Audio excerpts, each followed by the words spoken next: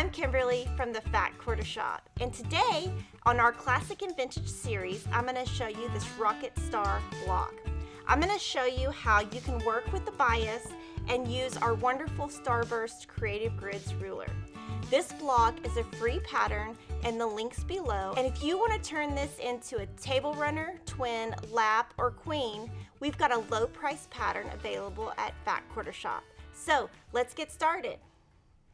Our first step is to cut our wedges. So there's an 8.5-inch line on the very top of the ruler. You're going to place that on a fabric A strip. And I'm just going to cut without moving. Cut towards yourself. If you don't want to, you can move the fabric. And then you're going to cut your next wedge. And again, you're going to line up the 8.5-inch at the very top. You're going to continue cutting until you have 4 wedges of fabric B. Now we're going to cut our background wedges from our fabric C strip, and this time we're going to be using the 6.5-inch line. And we're also going to be cutting more. We're going to cut 8 wedges. So you line up the bottom and the 6.5-inch line, and we're going to cut 8.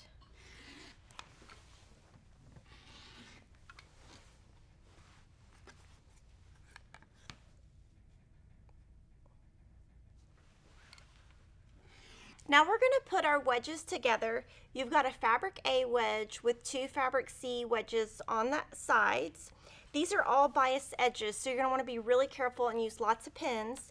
So what I'm going to do first is just set one of my backgrounds aside, and I'm going to put the background on top of the darker. We're going to pin at this tip. That's where we're lining up, is at the shorter, skinnier end. And I'm going to pin on both sides and once in the middle. And then we're going to stitch with a 1/4-inch seam. And I'm using Aura Fill Color 2024 today since it's white and it matches the background. So we're going to go stitch this right now. So we're going to start stitching at the skinny side. Just remove your pins as you get to them.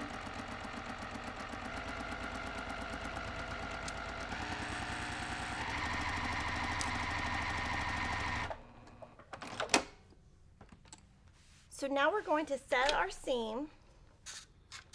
I am using steam. Then I'm going to press towards the background. I'm going to flip it over and then we're going to press open. The easiest way for me to do that is to first press to one side and then use my fingers.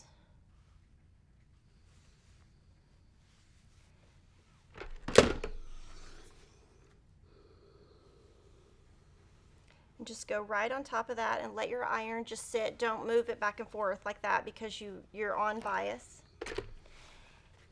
And then you're going to have,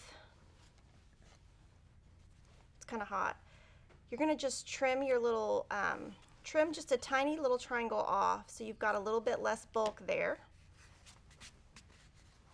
And then we're going to go back and add our last background. Again, right sides together, match at the top, pin at the beginning, the end, and the middle, and we're going to go and stitch with a 1/4-inch seam. And again, I'm going to start at the skinny side.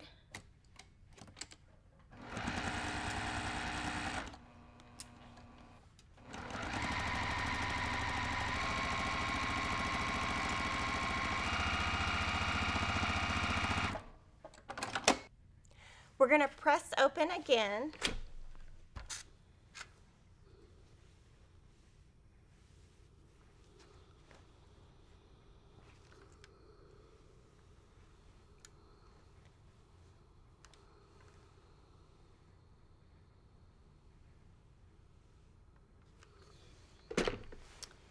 And I'm just going to clip a little bit of this bulk off again.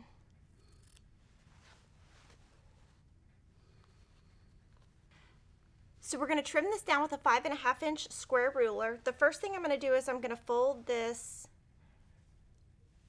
in half and get a little crease mark going so that I know exactly where the center of this is.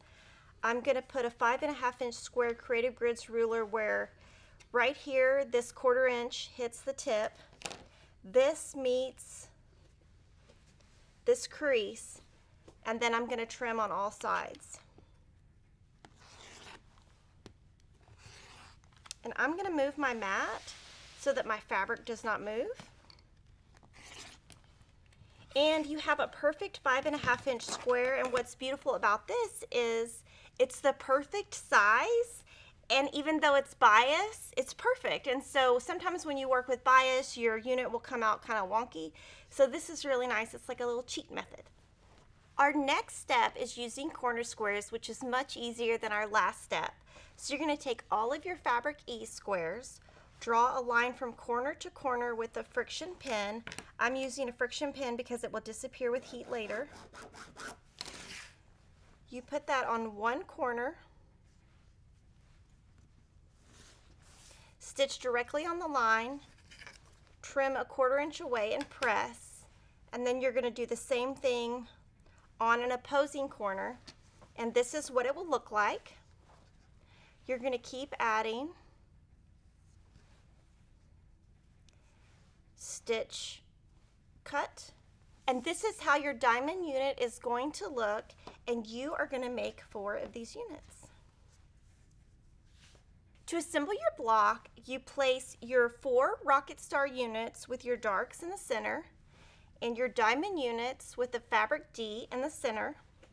You're going to just stitch down this seam and press according to your pattern, and then add the next and press.